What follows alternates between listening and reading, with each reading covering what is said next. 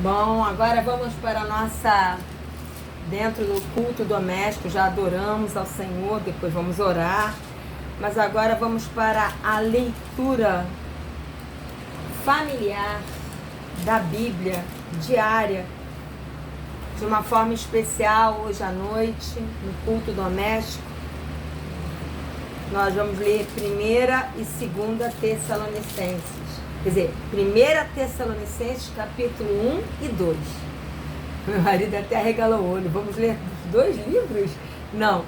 É 1ª Tessalonicenses, capítulo 1, meu marido que escolheu, e eu escolhi o capítulo 2. Então, como o pastor José Arthur escolheu o capítulo 1, ele vai ler e explicar. Amém?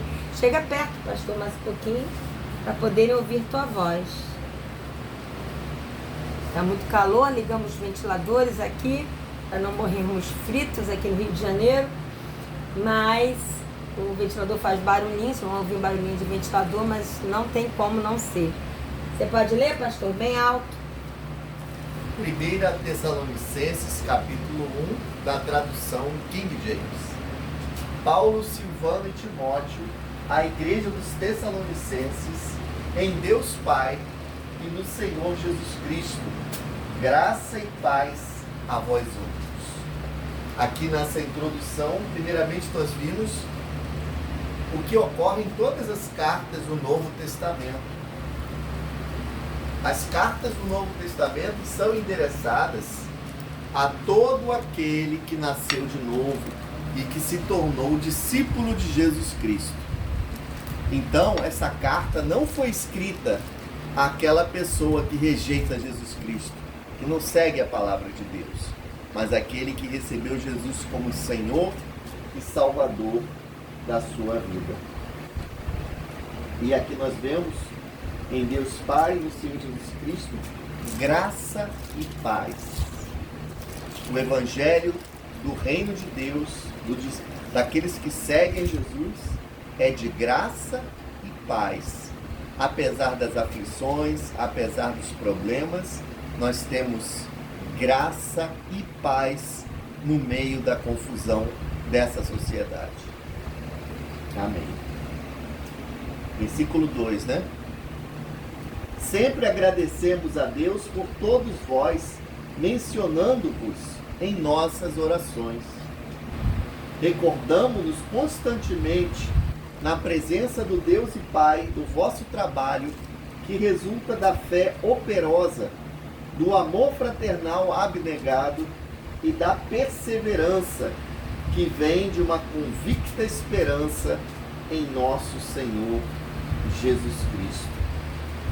Aqui o apóstolo Paulo agradece a Deus por causa dos irmãos da região de Tessalônica, da igreja de Tessalônica, por causa da fé operante, uma fé que opera, uma fé que abençoa a vida dos irmãos, dos necessitados, uma fé que pratica a palavra de Deus, do amor fraternal abnegado. O que é o amor fraternal? O amor entre irmãos em Cristo. Não significando que fossem da mesma cidade, da mesma denominação, porque naquela época não havia denominação, né? Mas de todos os irmãos em Cristo, de amor entre os irmãos e da perseverança que vem de uma convicta esperança em Jesus Cristo. Quer falar, pastor? Reconhecendo, irmãos, versículo 4, de Deus, que fostes eleitos por Ele. Isso aí, nós fomos eleitos por Deus. Isso não é predestinação, tá? Esses eleitos são escolhidos por quê? Porque cremos em Jesus, então fomos escolhidos para ser filhos e filhas de Deus e servirmos a Jesus. Aleluia! Porque o nosso Evangelho não chegou a vós somente por meio de palavras, mas igualmente com poder, no Espírito Santo e em plena certeza de fé. Sabeis muito bem como procedemos em vosso benefício quando estávamos convosco. O Evangelho não é só palavra, mas é também o poder do Espírito Santo que muda a vida das pessoas, que transforma uma pessoa de mau caráter em uma pessoa que tem caráter de Deus. É por isso que ele diz, né, no Espírito Santo, em plena certeza da fé. Versículo 6: de fato, vos tornaste nossos discípulos e do Senhor, pois apesar de muito sofrimento, recebestes a palavra com alegria que vem do Espírito Santo. Eles se tornaram discípulos do Senhor, que é o mais importante, não só discípulos, porque estavam aprendendo com aqueles líderes espirituais, mas discípulos do Senhor, aprendendo com a palavra de Deus, andando na palavra de Deus, praticando a palavra de Deus. Isso, pode falar. Na verdade, nós somos chamados a sermos discípulos de Jesus, mas podemos imitar a exemplos humanos. Né? O apóstolo Paulo me fala: imitai-vos, né? Imitai o meu procedimento em Cristo. Para isso que serve o bom testemunho. O bom testemunho de verdadeiros cristãos servem como exemplo que sejam imitados. Não que todo mundo tem que orar igual ou ler a Bíblia de forma igual, cada um tem a sua metodologia e o seu jeito de ser. Mas a imitação na perseverança, no compromisso com a palavra, no tratar os irmãos, no amor uns para com os outros, enfim. O caráter expresso em atitudes deve ser imitado. E quando nós imitamos, seguimos bons exemplos de cristãos verdadeiros, nós estamos sendo discípulos de Jesus. E veja bem, o apóstolo Paulo fala no versículo 6, que receberam a palavra com alegria que vem do Espírito Santo, apesar de muito sofrimento. Meus amados, a vida cristã é uma vida difícil, é uma vida de sofrimentos, porque primeiro, essa sociedade corrupta e mundana não entende o discípulo de Cristo. E as aflições sempre virão. Não tem como escapar das aflições. Jesus disse: no mundo tereis aflições, mas tende bom ânimo, porque eu venci essa sociedade corrupta, imunda, né? Ele fala que venceu o mundo, não é o planeta Terra, é o sistema de valores que é contrário à palavra de Deus. Dessa forma, vos tornastes um padrão de fé para todos os crentes que estão na Macedônia e na Acaia. Gente, que elogio maravilhoso.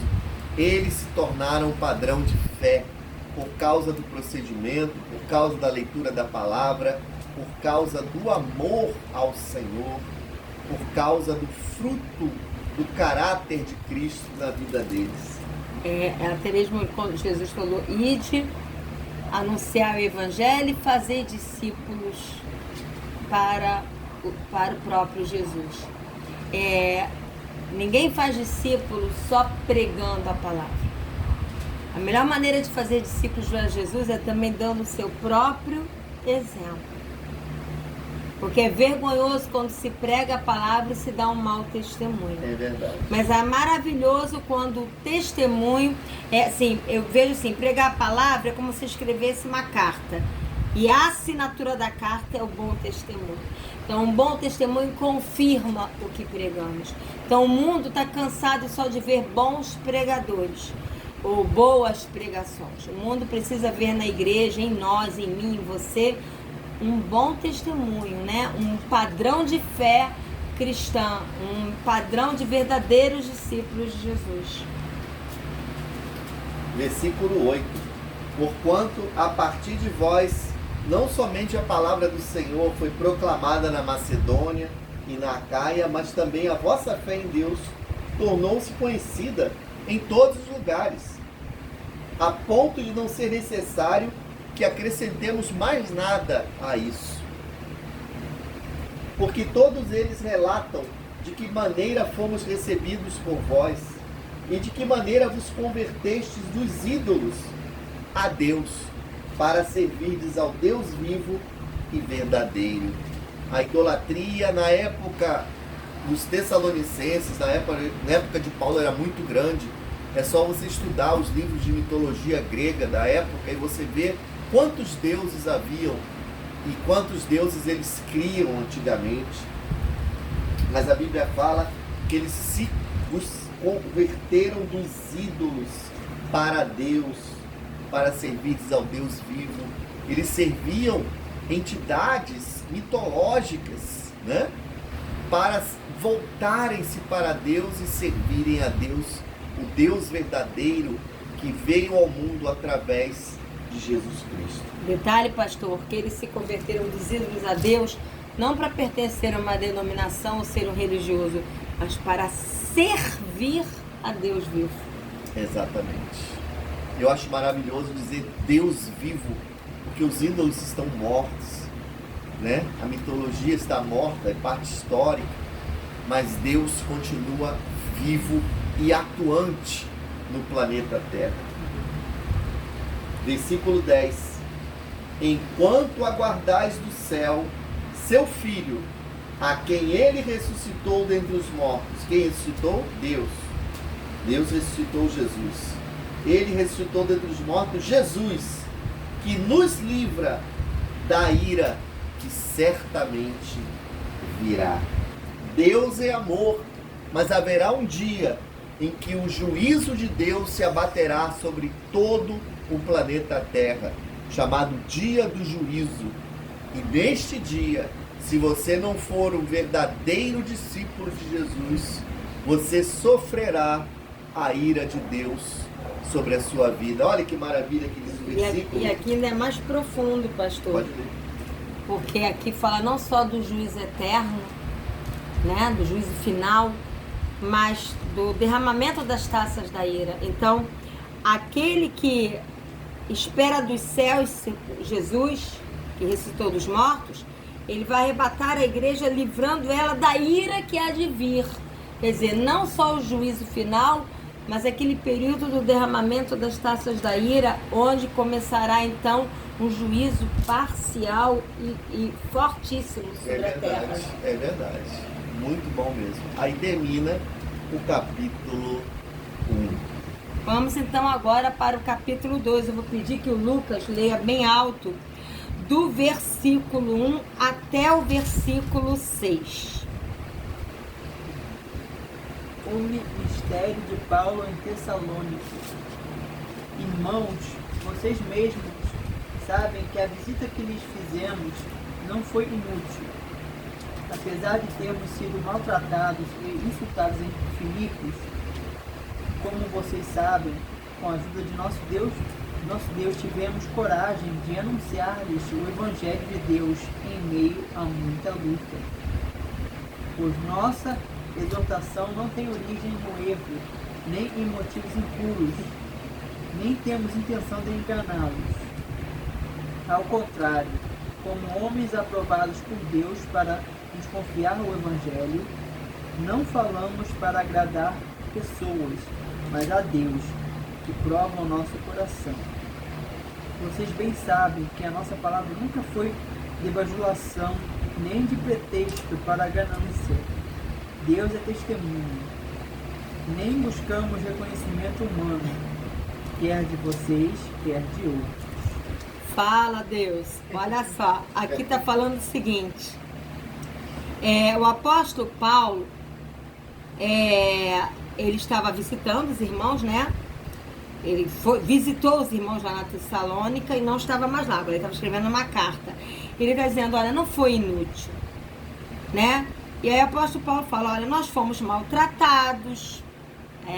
Cristão é maltratado, liderança é maltratada. Insultados em Filipos, como vocês sabem. Mas continuamos com coragem de anunciar o Evangelho, né? Mesmo em meio a muita luta, a insultos, a apedrejamentos, a perseguições, a sair fugido, a não sermos entendidos, nem ajudados, nem valorizados, nós continuamos anunciando o Evangelho de Deus, porque se a gente esperar tudo está bem, agradável, tudo está cooperando de forma suave e tranquila para fazer a vontade de Deus, senta e espera. Pelo contrário, quanto mais nos envolvemos em fazer a vontade de Deus, maiores serão as lutas. E ele fala, agora, como é que era o ministério do apóstolo Paulo e de todos que estavam com ele?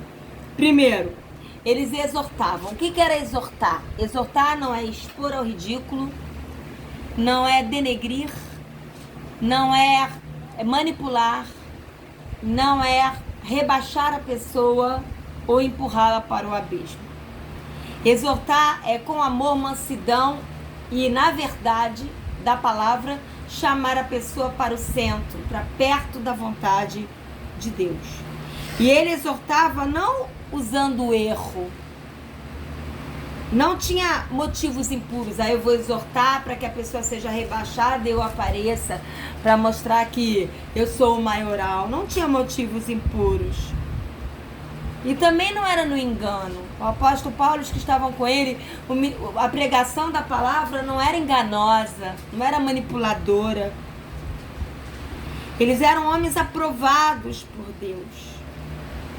E eles não estavam ali para agradar a homens. Estavam ali para agradar a Deus, porque Deus é que prova o nosso coração. Aliás, aqueles que pregam a verdade, né? Eu me lembro quando a pastora Helena Tanuri, há poucos dias, veio com uma verdade tremenda sobre os louvores que estavam sendo entoados dentro da igreja, que não era para Deus, mas girava em torno só dos homens. Uma parte aí dos que se diziam cristãos partiram contra ela. Toda vez que alguém se levanta para pregar ou cantar uma verdade, se levantam os religiosos para metralhar. Metralhar com cobranças, com discordâncias, com discussões. Mas nós não estamos aqui, a exemplo do apóstolo Paulo, os que andavam junto com ele, não estamos aqui para agradar pessoas, mas para agradar a Deus, porque Ele é que prova, Ele é que sabe o que vai em nossos corações. Outra coisa é que o apóstolo Paulo não buscava bajulação. Eu vou pregar bonitinho, de acordo com o que eles querem ouvir, para que eles me bajulem. Quem exerce um chamado em Deus, buscando bajulação de homens, está fadado ao fracasso diante de Deus. E ele não estava aqui também com ganância. Eu vou pregar bonito, porque eu pregando bonito e agradando vão me dar mais ofertas e eu vou ter mais dinheiro no bolso. Não era ganancioso. E Deus era testemunha disso. E ele não estava buscando reconhecimento humano, aplausos humanos, likes humanos, nem da Tessalônica, nem de outros. Ele estava ali para buscar os likes de Deus. Pastor, você pode ler para mim versículo 7 até o versículo 9? Muito embora, como apóstolos de Cristo, pudéssemos ter solicitado de vós o nosso sustento, todavia agimos entre vós com todo desprendimento, como a mãe que acarinha os próprios filhos. Assim, por causa do grande afeto por vós, decidimos dar-lhes não somente o Evangelho de Deus, mas igualmente a nossa própria vida, tendo em vista que vos tornastes muito amados por nós. Porque certamente vos recordais, caros irmãos, do nosso dedicado e extenuante ministério, e de como noite e dia trabalhamos para não vivermos à custa de nenhum de vós, enquanto vos comunicávamos o Evangelho de Deus. Aqui mostra que o apóstolo Paulo sabia que ele tinha o direito, como liderança, de ser sustentado pelos irmãos. Mas ele sabia também que os irmãos não tinham condições de sustentá-lo. E ele continuou fazendo a obra de Deus e fabricando tendas para sustentar a eles e muitos dos que estavam com ele. Né? Ele não se tornou um peso na vida de ninguém, nem exigiu que as pessoas, que os irmãos os sustentassem. Não é errado uma liderança ser ajudada, mas ele não quis, ele abriu mão disso. E ele agiu como uma mãe que cuida de filhos. E ele amava muitos irmãos de todo o coração, ao ponto de não só pregar a palavra, eles mas também dar a própria vida trabalhando para não ser peso na vida deles. E eles não eram preguiçosos, que aqui fala que eles trabalhavam noite e dia para não ser pesado a ninguém. Então, a preguiça não faz parte de nenhum tipo de liderança. E esse trabalhar noite e dia não é só o trabalho natural, é também o espiritual. O dia que as lideranças entenderem que elas precisam abrir mão até do sono dela, do horário de comer, para fazer a obra de Deus, eles vão fazer mais diferença no reino de Deus, né? O apóstolo Paulo deixa esse exemplo nitidamente aqui, noite e dia. Você pode ler, Lucas, do versículo 10 até o versículo 12. Tanto vocês como Deus são testemunhas de como nos portamos de maneira santa, justa e irrepreensível entre vocês e os que creem. Pois vocês sabem que tratamos cada um como um pai trata seus filhos, exortando, consolando e dando testemunho para que vocês vivam de maneira digna de Deus, que os chamou para o seu reino e glória. Aqui o apóstolo Paulo primeiro fala dele e dos que estavam com ele, que o tempo todo eles procuraram dar um bom testemunho de santidade, de integridade de coração, vivendo de forma justa e irrepreensível entre os irmãos, e que eles trataram os irmãos como um pai trata os filhos, né? E como é que um pai deve tratar um filho? Mimando, enchendo de presente, passando pano nos erros e dizendo, tudo bem, continua errando que eu te amo assim mesmo? Não. Lógico que nós amamos nossos filhos mesmo quando eles erram, mas o amor ele se expressa na exortação, que é mostrar o erro em amor e chamar para acertar em Deus, para viver a vontade de Deus. O amor se expressa consolando, né? Não chamando de fracote ou de fracassado alguém que está chorando ou triste, mas consolando com a palavra. E o amor se expressa sendo exemplo, né? Os pais precisam ser exemplo para os seus filhos. Eu sei que isso tem se tornado uma raridade, mas a maior maneira de educar os filhos não é só falar, é ser um exemplo para eles. Assim também as lideranças precisam ser um exemplo para as ovelhas de Jesus, né? Para que todos possam viver de maneira digna, não da religião, do pastor, do estatuto denominacional, mas digna de Deus, porque foi Deus que nos chamou para viver o seu reino e a sua glória aqui na terra, até quando estivermos com ele na eternidade. Você pode continuar lendo, Lucas, do 13 até o final. Também agradecemos a Deus sem cessar o fato de que ao receberem de nossa parte a palavra de Deus, vocês a aceitaram, não com palavra de homens, mas conforme ela verdadeiramente é, como palavra de Deus, que atua com eficácia em vocês, os que creem. Porque vocês, irmãos, tornaram-se imitadores das igrejas de Deus em Cristo Jesus, que estão na Judéia. Vocês sofreram da parte dos seus próprios conterrâneos as mesmas coisas que aquelas igrejas sofreram da parte dos judeus, que mataram o Senhor Jesus e os profetas, e também nos perseguiram.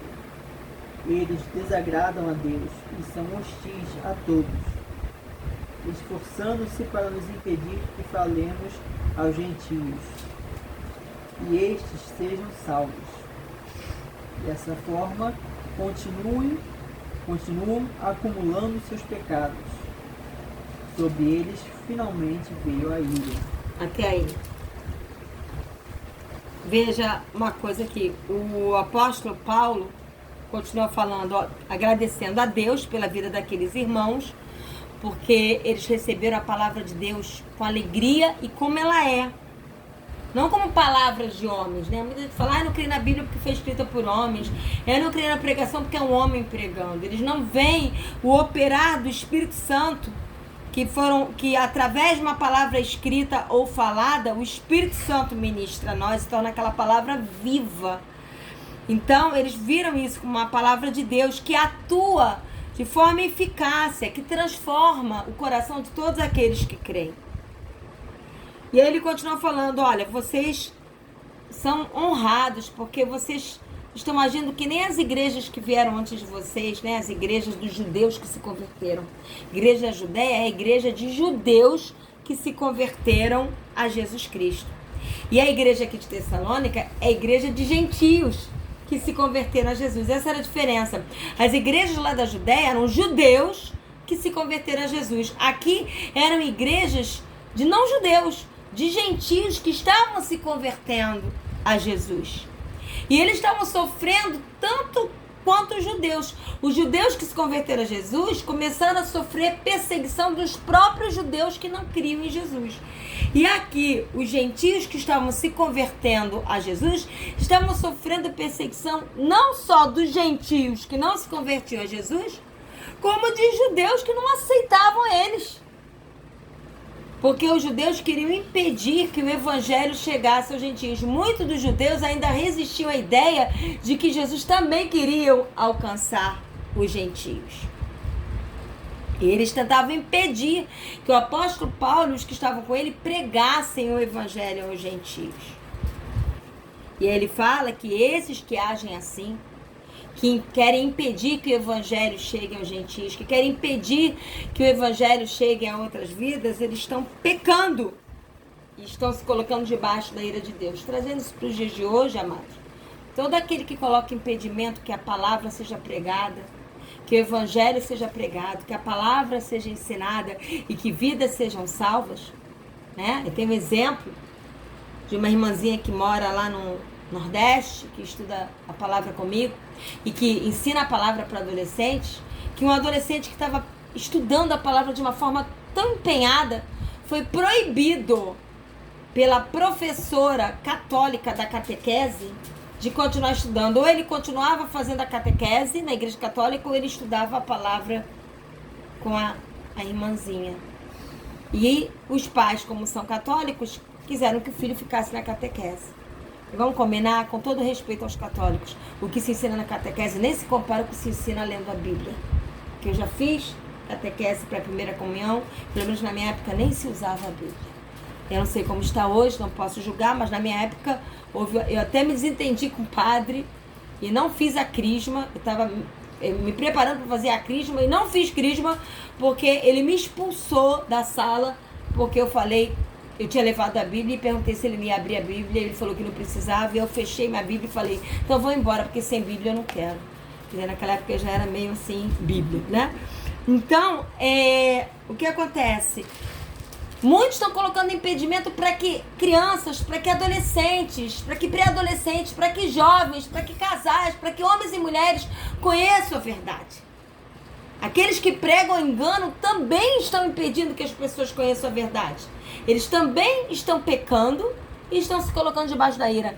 Qualquer homem ou mulher que use de alguma forma, alguma pregação, algum ensino, alguma coisa para impedir que pessoas conheçam a verdade, o evangelho e se entreguem a Jesus e vivam com Jesus, eles estão pecando e se colocando debaixo da ira de Deus. E isso é muito sério. Amém? Vamos encerrar aqui então. Eu vou pedir que o pastor, como sacerdote da casa, inicie a oração, faça uma oração. Vamos orar?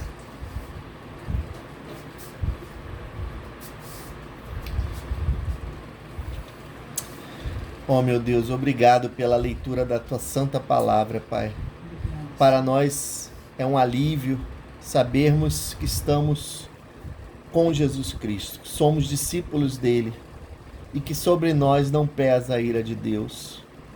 Muito obrigado, Jesus, por ter morrido naquela cruz e que nós possamos ser exemplo de discípulos de Cristo para que outras vidas venham se tornar teus filhos, ó Pai. Nós te agradecemos por esta noite, Eu oro para que o Senhor venha abençoar cada vida que venha ouvir esta palavra posteriormente. Em nome de Jesus. Amém. Você pode orar, Lucas? Oh, Senhor Jesus, eu peço que venha estar cuidando, Senhor, que venha estar fortalecendo cada um que irá ouvir essa palavra, meu Pai. Esteja trazendo a sua direção, Senhor. O teu conhecimento, meu Pai, pois os tempos são muito difíceis, meu Deus. Esteja então tocando em cada um, meu Pai, que venha ouvir e venha focar em Ti, Senhor. Que venha andar no Teu caminho, Pai. Pois há tanta falsidade por aí, Senhor. Não me refiro ao mundo, mas até dentro das supostas igrejas falam tanto de Ti, mas distorcem tanta coisa, Senhor. Então que o Senhor esteja direcionando a quem for ouvir, esteja tocando no coração para que venha ficar firme. Amém. Em Ti, Senhor. Possamos seguir juntos, uma família em Cristo Jesus, pois a Tua volta está próxima, meu Pai. É Esteja, verdade. sim, direcionando, Senhor, nossa vida, para que possamos cada dia mais fazer a Tua vontade, falar da Tua palavra e seguir os Teus passos, no nome de Jesus. Amém. Amém. Amém. Fiquem na paz, Deus abençoe. Um bom restante de domingo. E até a próxima, se Deus quiser. Um bom restante de segunda, que ia ser no domingo. Um bom restante de segunda, uma boa semana. E até a próxima, se Deus quiser. Aleluia.